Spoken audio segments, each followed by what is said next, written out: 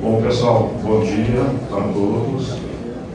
E dizer inicialmente da minha satisfação de estar aqui, atendendo esse convite, nesse contexto muito particular, né? Que a Secretaria, que a Prefeitura está vivendo, que a Secretaria está vivendo, e escutar essa ideia, né? Que a EP tornou-se uma política da Secretaria, e nós tivemos a responsabilidade coletiva de fazer essa construção.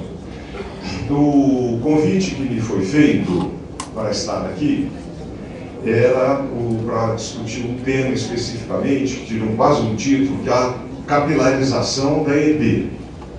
Tá? Então, quando a Beth me convidou em nome dos organizadores para estar aqui, eu hesitei bastante, né?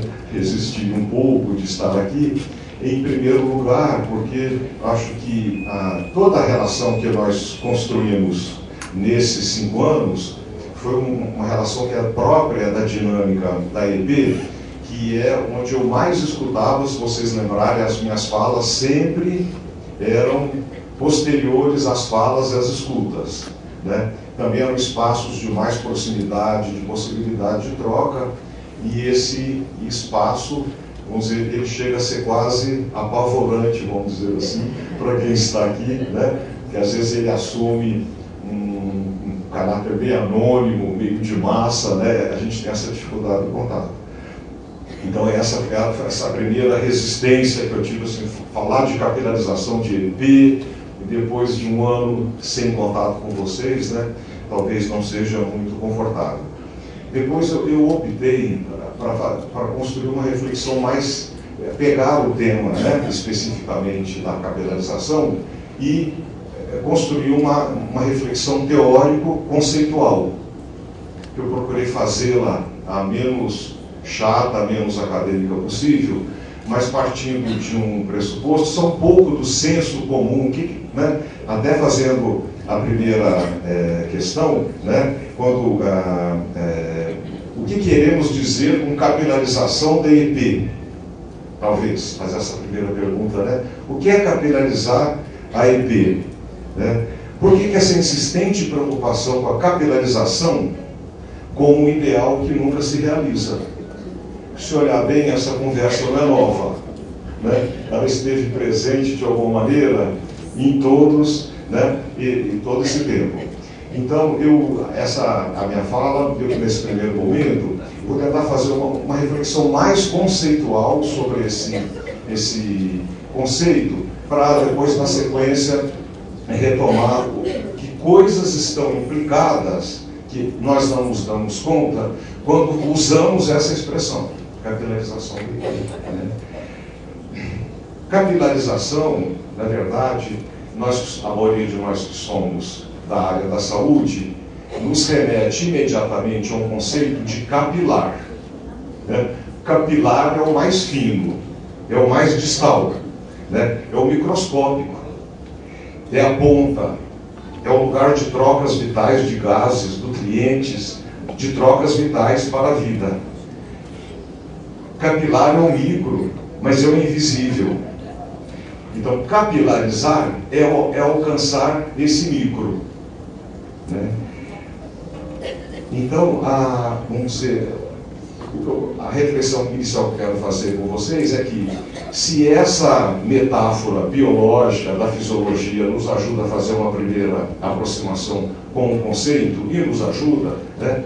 Mas ela tem limite. Os sociólogos gostam muito de fazer uma discussão que é usar metáforas da biologia para compreender a vida social. Em parte ajuda sim, mas apresenta um limite, ele não dá conta da complexidade do nosso objeto.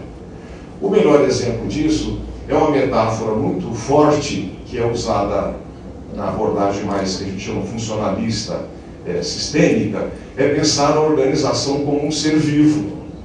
Ajuda a explicar muitas coisas, né? Ele se alimenta de nutrientes, que são os insumos, RH, né, medicamento, tecnologia, tem processos internos e tem um output, que é o cuidado, por exemplo. esse organismo está organizado também em funções que se complementam.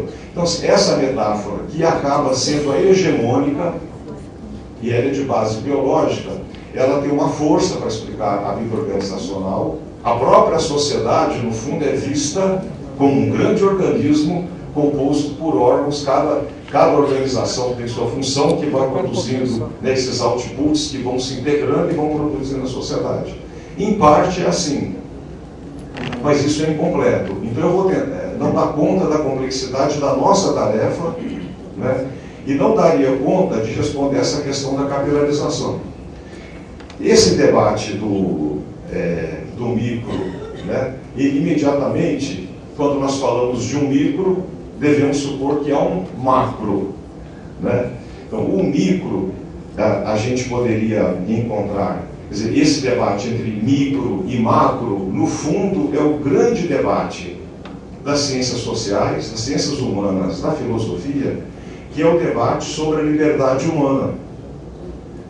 E ele é fruto de um grande debate onde, numa tradição sociológica fundadora, que é o Durkheim, que é o sociólogo francês, que no século XIX está fundando a sociologia moderna, né? Para o Durkheim, ele falava assim, o objeto da sociologia não é a psicologia, o individual, mas é o fato social. Então, para o Durkheim, nós estamos presos a uma determinação social que faz que nós não nos demos conta o quanto que nós somos determinados por certas estruturas. E é clássico o estudo dele, mostrando que as taxas de suicídio num determinado país, né, é menos um problema pessoal psicológico, mas de alguma coisa do social que nos leva, né, a morrer, por exemplo, ou uma série de características. Ele falou, o brasileiro é assim, o português é assim, o alemão tem outras características. Quando nós estamos fazendo esse discurso, nós estamos priorizando a ideia da força dessas estruturas, né, desse macro, vamos chamar de macro, essas grandes estruturas visíveis que nos determinam, né? E no debate sociológico, tem um polo oposto, de base, vamos dizer assim, mais fenomenológica, ou que vem da sociologia compreensiva do Max Weber, que vai dar muito mais importância para o indivíduo construtor da sociedade, um indivíduo produtor de sentido, movido por sentido éticos, né, que absolutamente não pode ser explicado só pela determinação, né? Por exemplo, um exemplo da filosofia que coloca isso com muita força é o pensamento do Sartre, o existencialismo sartreano, né? O Sartre, na década de 70, quando está no auge o marxismo estruturalista, e vale a pena falar nesse polo, né, esse polo da determinação. Nos anos 70 tem um trabalho clássico de um filósofo que chama-se Louis Althusser, que chega assim a declarar: o homem está morto. Não existe o homem, né? Isso é uma ilusão. Na verdade, né, você pertence a classes sociais que te modelam de tal forma, a gente não se dá conta, mas a gente escolhe menos do que pensa, né, que está escolhendo. Então, tem um outro polo oposto, que é mais, vamos dizer, de base fenomenológica, que valoriza mais o indivíduo, a ação humana e uma certa liberdade de ação. Eu estou trazendo isso porque na constituição do debate, na construção do pensamento do movimento sanitário brasileiro, esse debate está sempre como pano de fundo. Na fundação do movimento sanitário brasileiro, latino-americano, melhor dizendo, e brasileiro, na verdade, predominou muito mais uma concepção mais determinista, um pensamento denúncia, né? Nós estamos presos a essas determinações, a instituição médica, o Estado, a mídia, o controle social, né? Então, nós somos menos livres do que pensamos. E a gente faz essa denúncia. Clavrel, que é um médico psicanalista, mas filósofo também, né? Ao refletir sobre a instituição médica, ele falou: o médico é preso a um papel tal, né, que para ele não existe o doente, existe a doença, ele é preso a um certo modo de funcionar que sobra muito. Para ser médico, ele não é livre, ele fica preso a esse referencial. Então, esse debate no Brasil, nos anos 70, é muito forte essa compreensão mais dessas determinações, um pensamento crítico, né? Cecília Donaggio, né? O próprio Aroca, eles estão pensando na sociedade mais com esse movimento dessa determinação, onde o tema do sujeito é um pouco obscurecido, né? Os anos 80 tem um forte movimento mais de base fenomenológica, o pessoal fala o retorno do sujeito, que vai aparecer nas pesquisas, uma ênfase mais no indivíduo, né? na sua capacidade de escolha, de discernimento. São estudos que valorizam os estudos nas comunidades, né? Essas culturas que sobrevivem independente dessas grandes determinações, né? E esse debate ele fica meio sem resolver, e nós vamos ver agora, já na década de 90, pelo menos dois autores, né? O Giddens na Inglaterra, o Pierre Bourdieu na França, que tentam fazer uma síntese. E a síntese do pensamento deles, que é chamado de